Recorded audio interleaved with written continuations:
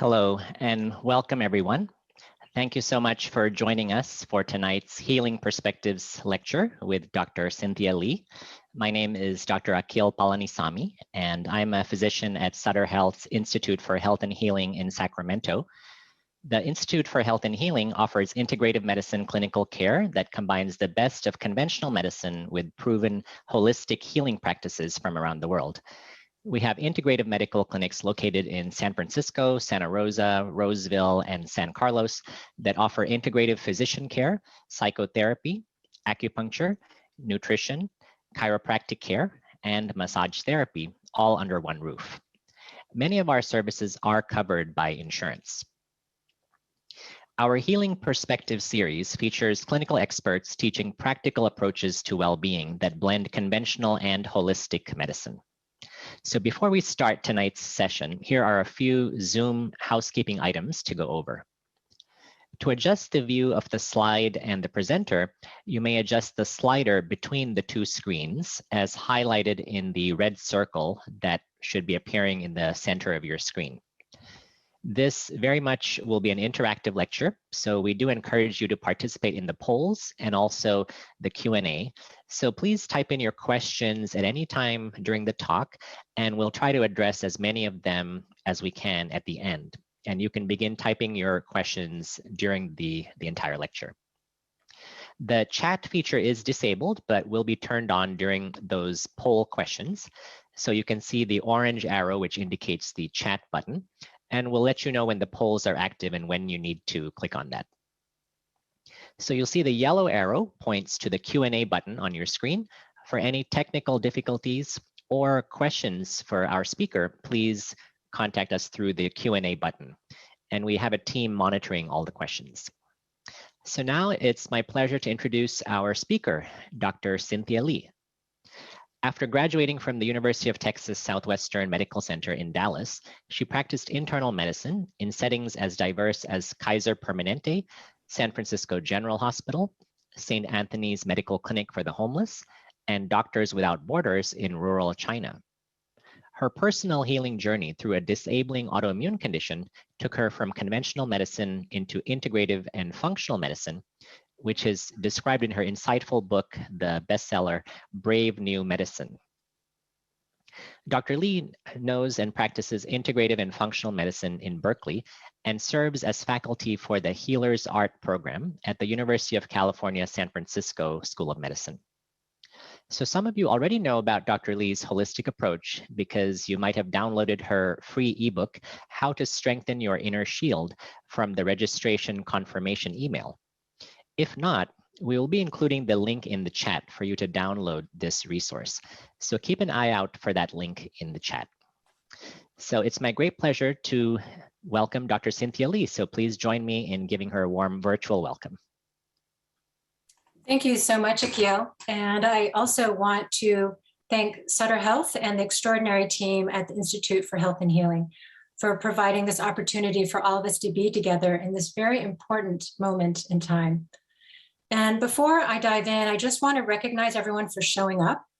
It is a humbling time to be alive, and many of us are facing personal health challenges.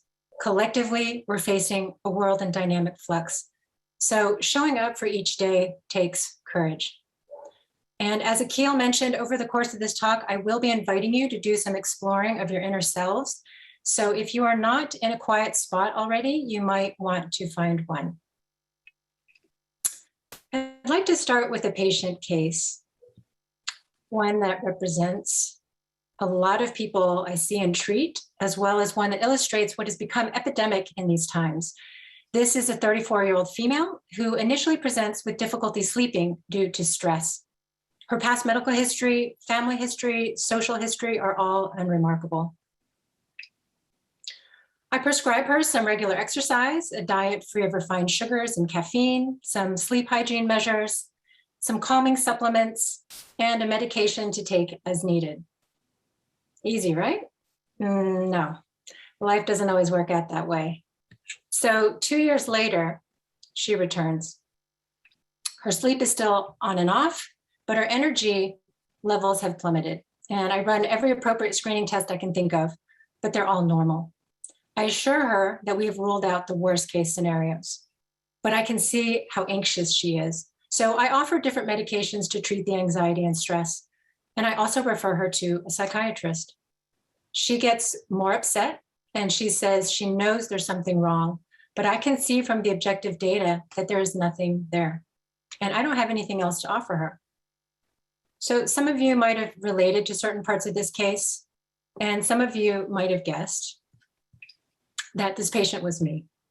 This was my journey that began shortly after I became a new mother, and it would take me through chronic, complex conditions that would leave me largely housebound for the greater part of a decade.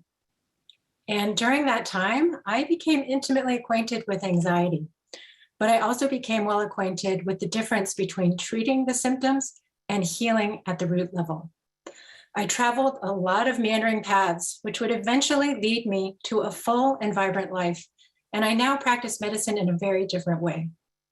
My hope today is to share with you some of what I have learned from my teachers, my patients, and also from my own body. It is pretty undeniable that we are in a time of great change, perhaps like never before. Many of you might feel, as I had, that life feels very fragile and overwhelming. An honest picture of what we're facing today is offered by the Resilience Project, which is part of a global network empowering people during these dynamic times. We've got social systems that are contributing to global stress. And just to highlight a few: poverty, racism, unstable financial systems, dysfunctional politics, and war. And stress from technological systems, like increasingly ubiquitous electromagnetic frequencies, cyber threats, big data threats to democracy, privacy, and human rights. And we've got stress from biological systems, like pollution, climate change, biodiversity loss, vanishing forests, and of course, COVID-19 and possible future pandemics. This is a term I like that captures our dilemma.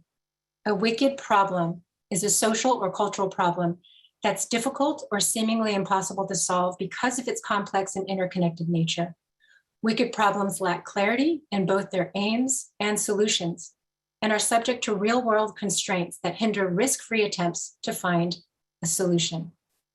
And so these are just some of the examples, right, which we highlighted just a few minutes ago. Stress and anxiety are very closely related. Stress, one definition, is perceived pressures from known causes, like COVID-19, right? This was a survey that was done last year in August by the American Psychological Association, showing, not surprisingly, right, that 8 and 10% of some 3,000 Americans surveyed said that the pandemic was a significant source of stress.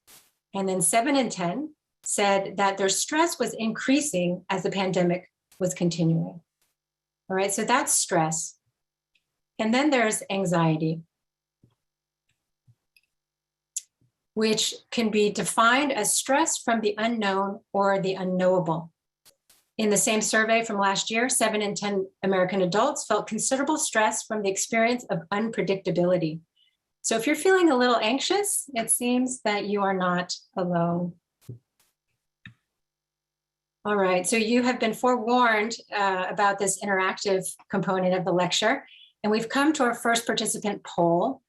And I want to invite you to take a moment to answer this question honestly. On a scale of 1 to 10, what is your general sense of well-being right now? And really do an honest check-in. All right, if Zoom polls are not your thing, I encourage you to go past your comfort zone and participate anyhow.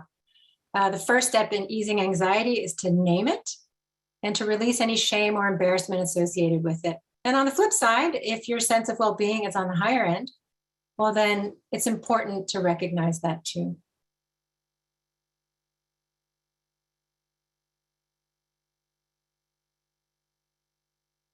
All right, so there's a little over 2,200 people currently here, and I'm going to about 80% have answered. Let's just see what the answers show.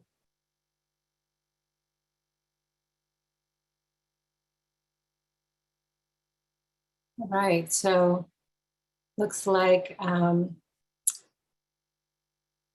majority are making do. 5, 6, 7. So here we have the results. So that's a really good, helpful barometer of where we are, right? So that's actually a pretty optimistic measure right there. All right.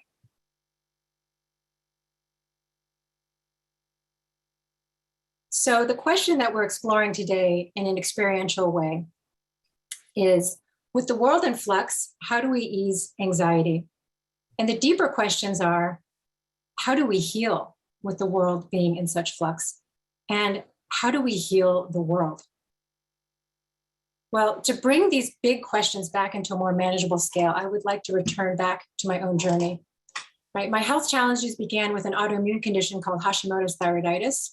And over time, it would escalate into chronic conditions with these ominous names like dysautonomia or POTS, and myalgic encephalomyelitis or chronic fatigue syndrome.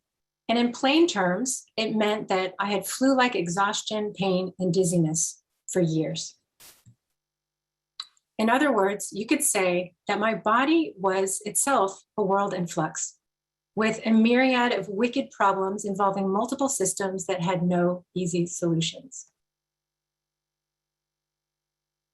And this would force me to live my way into 15 healing strategies, which took many years. And I wrote about these in my memoir, Brave New Medicine. And today I want to dive deeper into 3 of these strategies, which are highlighted in bold. And the first is to ask new questions. Now, when we think of protecting ourselves from outside threats, like the COVID-19 virus or wildfire smoke or violence, we usually think of an outer shield. And the greater the threats, the tougher we'd like our outer shields to be. We have a lot of options of controlling our environments to make them safer, like masks and hand sanitizers for COVID-19, or air purifiers and N95 masks for wildfire smoke. But what happens with repetitive external threats is that our brains can sometimes get stuck in trauma loops in the limbic system, right there in the middle of our brains, right? Meaning that even when our present environment is safe, these loops are on auto replay and they keep our bodies in a state of fight or flight, which does not allow for resting, relaxing, or restoring. What can happen with trauma loops is that the more we try to avoid external threats, these threats begin to loom larger and larger, while our personal world gets smaller and smaller, with less and less of the same stresses triggering the anxiety. So today, I want to focus on what I call the inner shield. These are the systems our bodies that are inside of our bodies that make us resilient. The primary difference between toughness, like the outer shield, is that it can become rigid. The inner shield, on the other hand, gives us flexibility and adaptability. And this is the free ebook that Akil mentioned at the introduction, and I believe everyone received a link to it when you registered for this lecture. All right, so making preparations like this to build our inner shield is a very tangible way to begin easing our anxieties. But to truly strengthen our inner shields, we have to break any pre-existing trauma loops that are subconsciously recycling our anxieties. And there are several ways to do this. The first 5, food, chemicals, movement, sleep, and stress, are highlighted in the ebook. But there's also a blog on my website that is going to be put into the chat box that lists specific vitamins, minerals, and supplements, and the starting dosages and some of the brands I like to help reduce anxiety. And this is something, number 6, thoughts, is what I really wanted to focus on today. And why is this? Because in the 10+ years of doing in-depth consultations with patients, I have seen many who have been, quote, doing everything right, meaning they're on a low inflammatory diet, they're taking a personalized regimen of vitamins and minerals, they're supporting their gut, they're exercising, they're improving their sleep, and still they are not healing. Very often, it is due to these 6,000, perhaps as many as 80,000 thoughts a day. I invite you to read this sentence to yourself and note any reactions from your mind or any sensations in your body. It can be anything, any areas of tension or relaxation. And here are the same words, punctuated to emphasize how many of us might read that sentence. And now here's another version. Just note any reactions from your mind or any sensations in your body. So we just experienced how our thoughts can change our emotional and bodily reactions, right? If we become aware of our automatic thoughts and change their patterns from reactivity to healing, all the other actions we do for our health can become much more effective. In my journey, I had years where my mind was personally and culturally programmed to see only the difficulties. Top-notch specialists were saying there were no medications to help me and my prognoses were poor. And I believed them. And at some point, I realized if I wanted to reclaim my life, I basically had two choices: to try harder with more of the same, which wasn't working anyhow, or to try differently. I began moving beyond conventional medicine into integrative and functional medicine, not to deny the truths that I had devoted my whole life to, but to expand upon them. Functional medicine investigates the root causes of chronic conditions. This is a wonderful diagram from the Institute for Functional Medicine, where the diagnoses and the symptoms, like anxiety and fatigue, are up here at the leaves, right? The bodily systems, like the hormone system, the immune system, digestive system, neurological system, are the trunk. And then the root causes are down here at the level of the soil.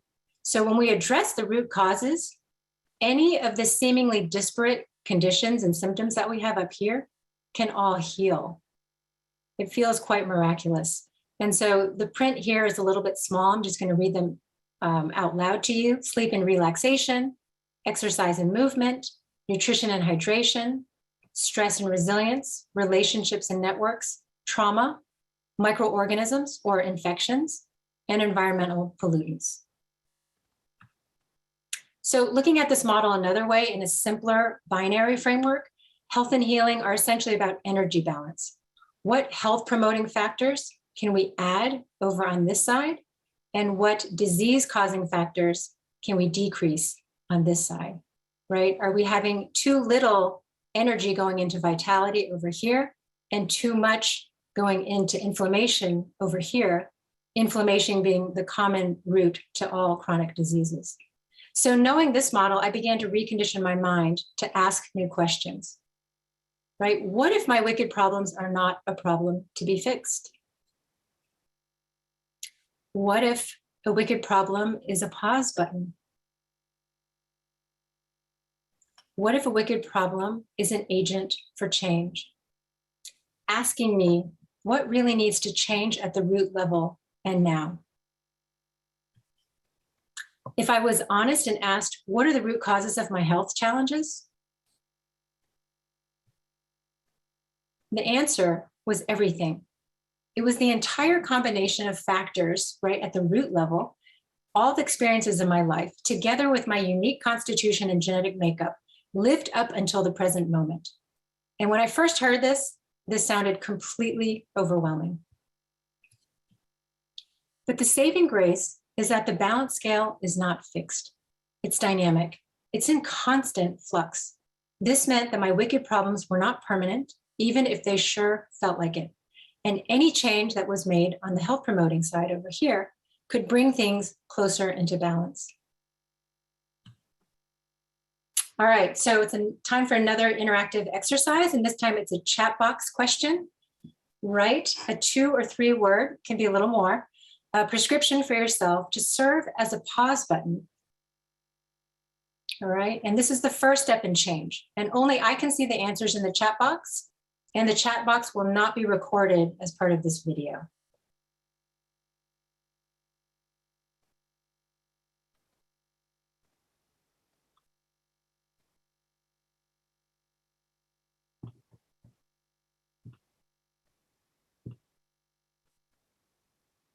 They're coming in so quickly, I can't really read them, but some of the ones I saw, just pause, take a deep breath. One of them said, retire. Love that. Slow down, be grateful, do Qigong, walk around the block. Beautiful. Beautiful. Just keep entering whatever comes up for you into the chat box.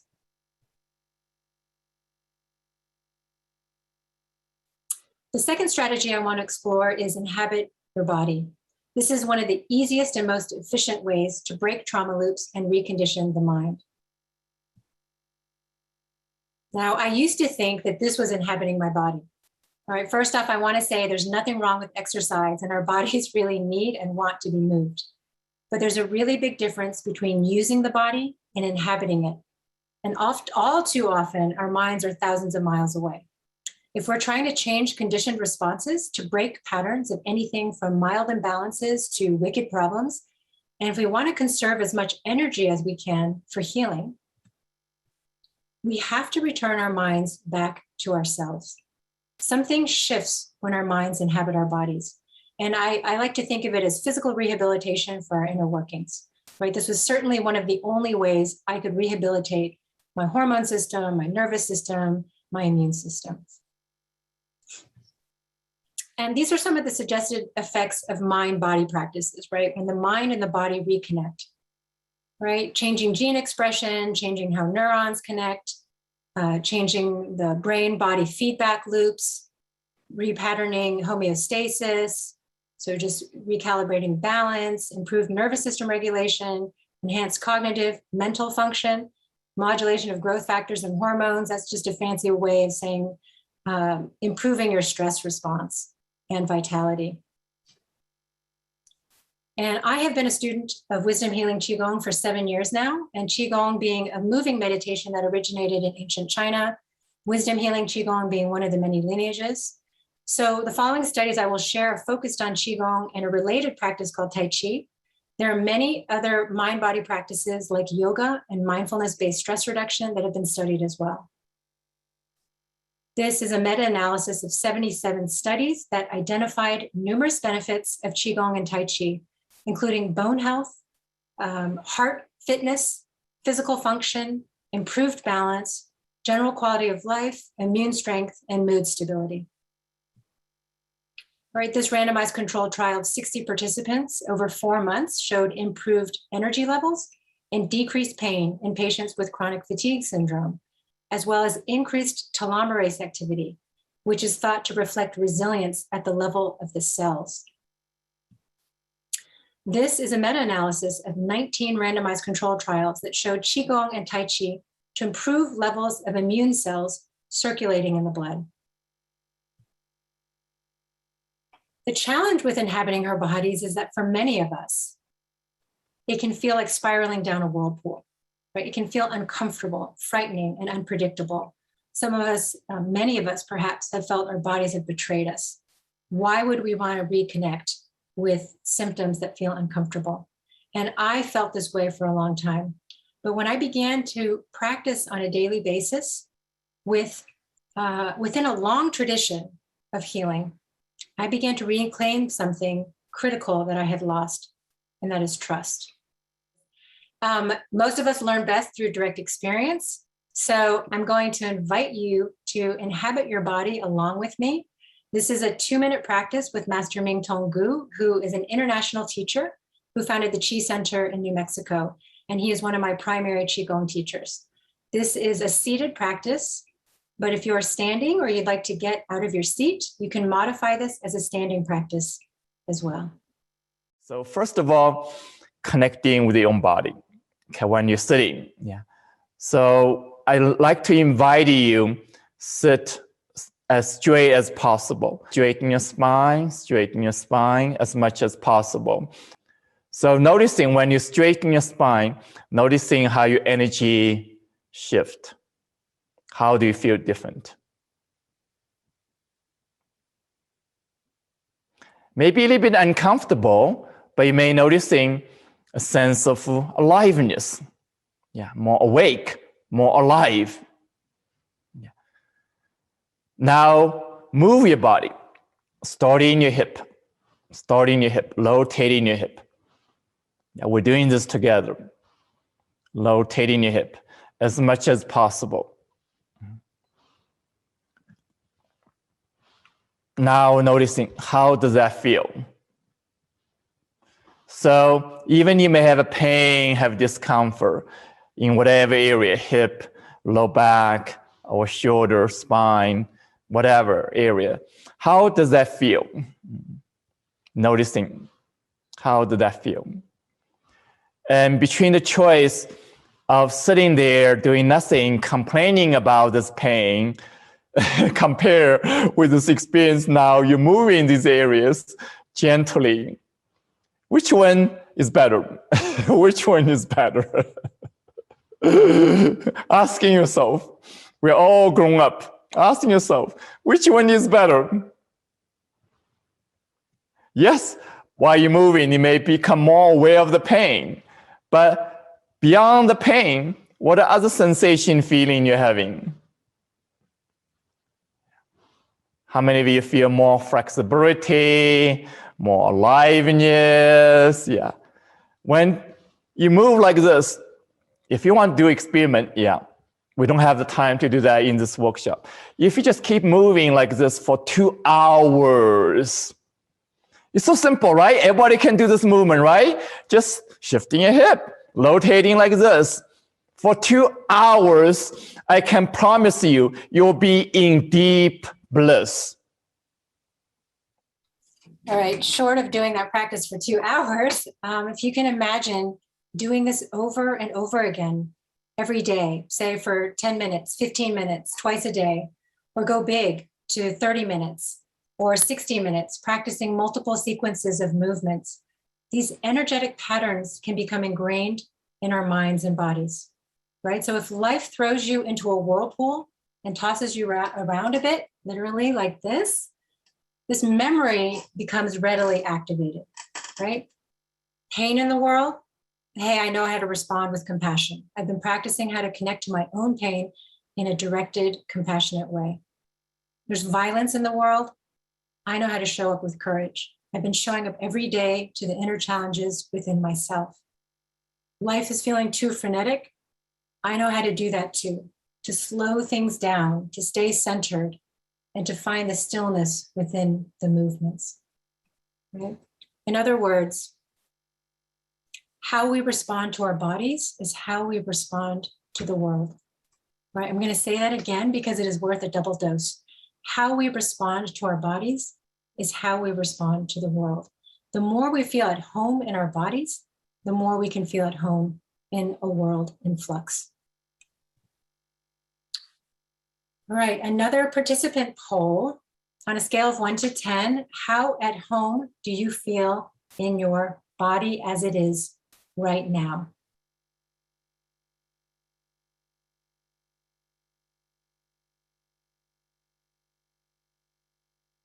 Just give a few more seconds for people to enter.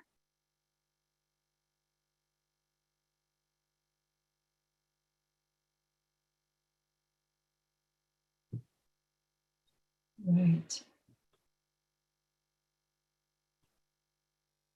Right, so everyone can see that. Looks again like 5s. This is a group that likes to hang out in the middle.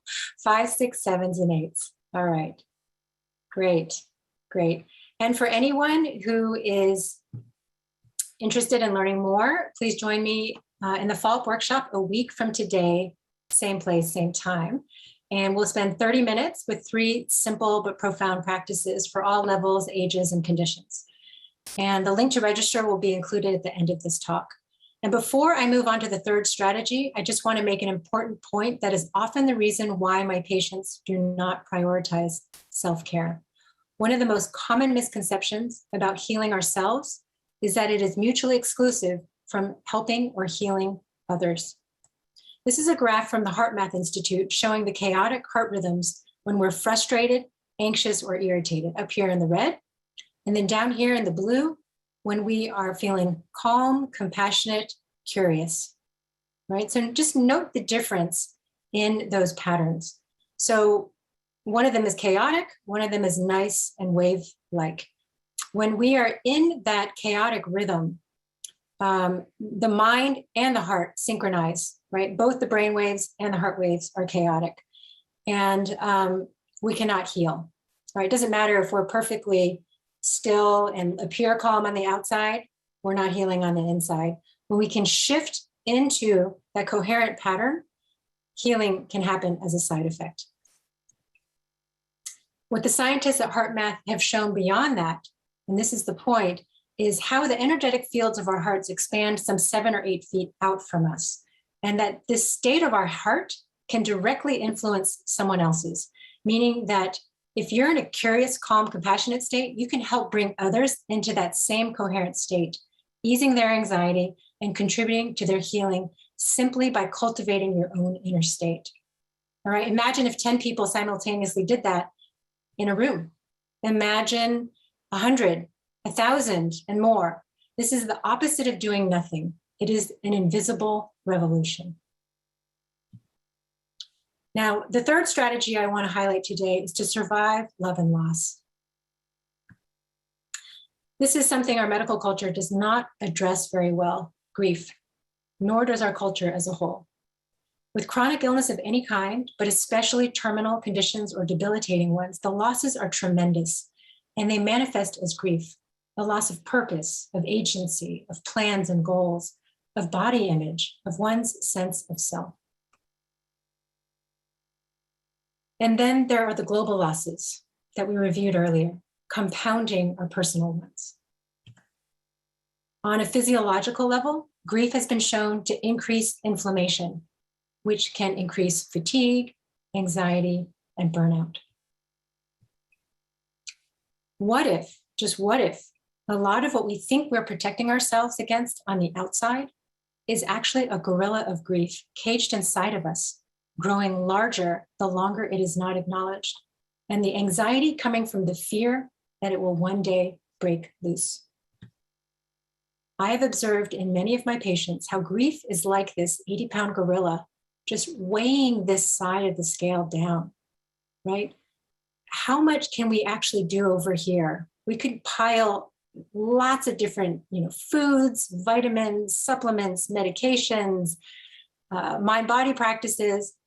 But if this gorilla is weighing that side down, the scale is very, very slow to budge. Sometimes it is not about more, it is about less. It's about releasing, surrendering, or what I like to call detoxifying the soul.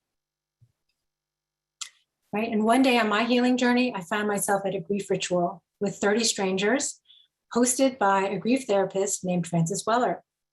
I learned a lot and I cried a lot. And I released, I don't know how many years of grief, most of which I did not even know I was carrying. One piece of wisdom that has stayed with me is what Frances calls the 2 sins or coping strategies of Western culture: amnesia and anesthesia. We forget and we go numb. Now, both of these are very useful for the short term. They help us cope. But if we employ them for the long term, that gorilla will only grow and grow, which puts us at risk for becoming sick or anxious. Now, at that day-long ritual, I learned about 5 different gates of grief. And as I go through each one in silence, I invite you to reflect inwardly and just notice any sensations that move through you. Maybe there are places that feel congested or areas that feel open. Whatever arises, just try to simply observe it without any labels or judgment.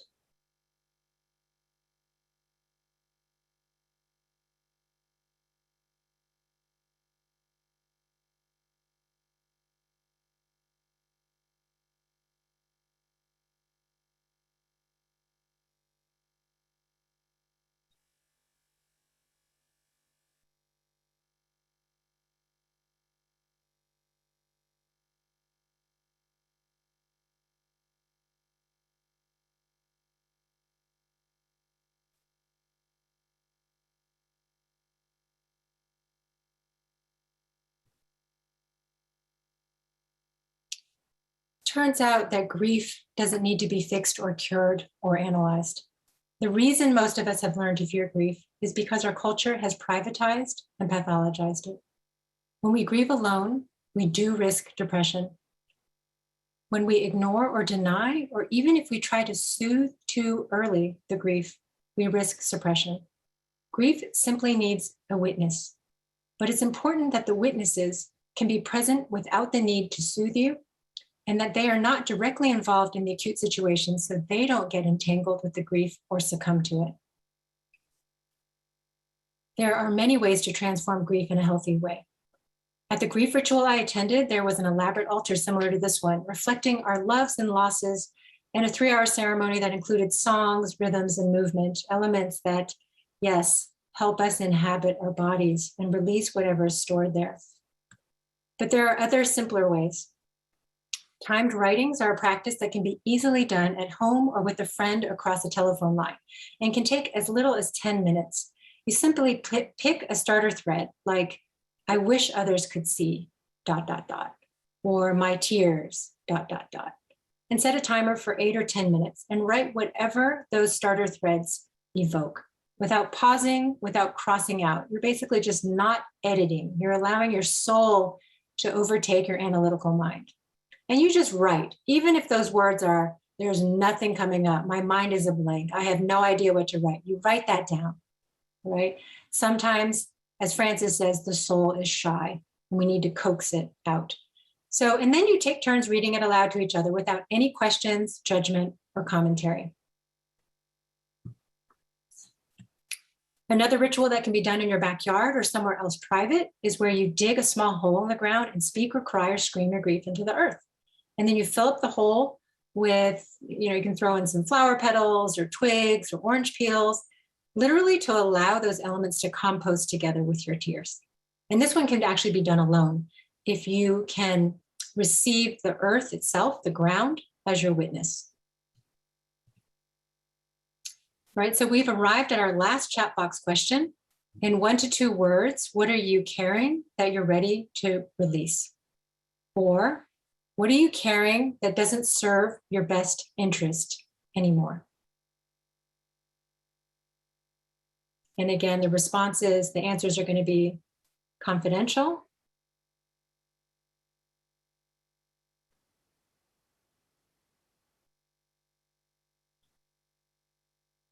Beautiful. Regret, betrayal, my marriage, fear of the future, poor self-image, worrying about what others think, fake thoughts, my family, hurt by others. Beautiful. Thank you all for your honesty. Shame from failed relationships. My weight, I eat too much. Beautiful. Thank you all. It's really moving to read your responses. And I just encourage you to keep entering them in for yourself. Right? This is really for yourself. If the grief practices that I just highlighted did not resonate for you in any way, or if they felt a little too touchy-feely, there's another way to transform grief. And if you haven't guessed it already, it is through mind-body practices. All right, here's another brief but potent practice with Master Ming Tong. This one is also for 2 minutes, for literally releasing any grief that we're carrying on our shoulders. All right, so as we move our bodies together, I invite you to consciously release whatever you offered into the chat box. So let's continue move a little bit of the shoulder joints. Yeah. Now, when we move in, beginning physically connecting the body. So noticing the sensation, feeling of your shoulder. Any pain, any discomfort. In spite of pain, in spite of discomfort, you're still moving, still moving. You're still opening. Now, moving from the shoulder to the arm, to the hand. Your entire arm moving. Now noticing the difference. Noticing the difference. Now, when you're moving beyond the physical, see if you can imagine, visualize, you're opening the energy from your heart. Open the energy from your heart. Yeah. The heart inside of your chest, but the subtle energy opening from your heart beyond the chest, beyond your arm, opening in front of you. Imagine, yeah, this energy expanding to your entire room. Now, how that feels different. Noticing. Move as slow as you can, in spite of pain, in spite of discomfort. Yeah. Now moving the energy like this, lifting the energy up slowly, as slow as possible. From both sides, with the intention of connecting from the earth to the universe above you, from the physical to the non-physical, from the visible to invisible, to the ocean of energy above you. Now relax.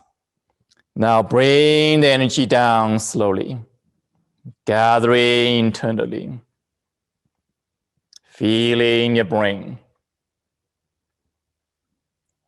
feeling your neck, feeling your upper back, feeling your middle back, feeling your low back, feeling your hip, thighs, knees, legs.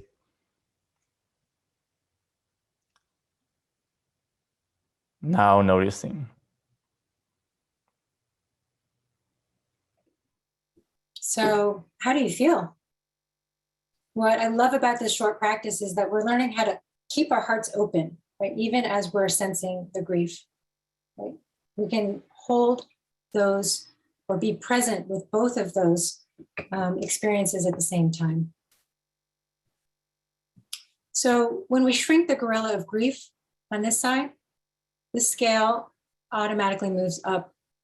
This side comes down without us doing anything, right? It just comes down as a natural side effect. So extrapolating what we've learned to the larger scale, let's say the world in flux is a patient whose systems are out of balance. What are the root causes of our global challenges? And as you know now, it's everything, right? The full combination of everything up until this moment. So the challenge is that these are times of great change, but that is also the great opportunity, because healing is change. Today, we explored and directly experienced 3 ways to ease anxiety and to respond to the call of these times. Ask new questions, inhabit your body, survive love and loss. And with those 3 steps, we learned how to shift from overwhelm to curiosity, from a worried mind to an empowered body, from grief to compassion. This is very different than solving all of our external problems, which can feel increasingly more complex. This is about going deeper into the root levels, where the solutions are increasingly more simple. When we learn to respond to ourselves with more compassion and calm, and to listen to our own internal flux and lessen it, we can feel more at home in the world and also heal ourselves as well as those around us. This is the essence of restoring balance to the planet. And I will close with a reflection from one of my dear mentors, Dr. Rachel Naomi Remen, who's a professor emeritus at UCSF School of Medicine, best-selling author, and elder. Sooner or later, we will come to the edge of what we can control and find life waiting there for us. Thank you. Thank you so much, Dr. Li. That was such a moving and powerful presentation, and very timely given the situation. And I think judging by all the questions coming in and also the level of engagement and interaction during the presentation, I think you really struck a chord with the listeners. So if you have found this lecture beneficial and want to learn more about the tools that Dr. Li shared, please join us next week for the 30-minute Qigong workshop. So you'll be able to practice Qigong more with Dr. Li and learn techniques to connect with your body more in depth. And Qigong is part of traditional Chinese medicine, and the IHH offers traditional Chinese medicine and acupuncture to patients, as well as integrative chiropractic, psychotherapy, nutrition, and physician consultations at our 5 clinics throughout Northern California. So in order to register for the Qigong workshop, you can either scan the QR code on your screen or click on the link, which we're going to be posting in the chat box. And in addition to this Qigong workshop, I'd like to tell you about another free lecture hosted by my colleague, Dr. Aparna Dandekar. She's a physician at IHH in San Francisco. So she's going to talk more about how to disconnect from the digital world and connect to the natural rhythms of your body through Ayurveda, which is the traditional medicine from India. And this will be coming up on Thursday, November 4th, in about a month. It's another free lecture that's part of our series. So we're able to offer tonight's event for free thanks to donations, especially from the Roberta E. Neustatter Mini Medical School in Integrative Medicine. We'd appreciate donations of any amount to continue bringing you the Healing Perspectives educational series and to support healing services, especially for cancer patients. So if you are so inclined, you can scan the QR code to donate or click the link in the chat. And I'd also like to thank Sutter, Bay, and Valley Medical Foundations for their support of our clinical work. So today you've learned an in-depth integrative perspective on health. And if you'd like to learn more, please give one of our clinics a call. And you can also visit the IHH website, which is myhealthandhealing.org. And once tonight's event concludes and this window closes, you will immediately receive a pop-up survey. Your feedback is really important to us. We do read every survey, and we're going to be hosting many more of these events. So we definitely want to incorporate your ideas and your suggestions. So please let us know what you think. Thank you so much for joining us. Apologize, we've gone a couple minutes over, but have a great night. And I hope to see you all next Wednesday on October 13th for the Qigong workshop. Good night.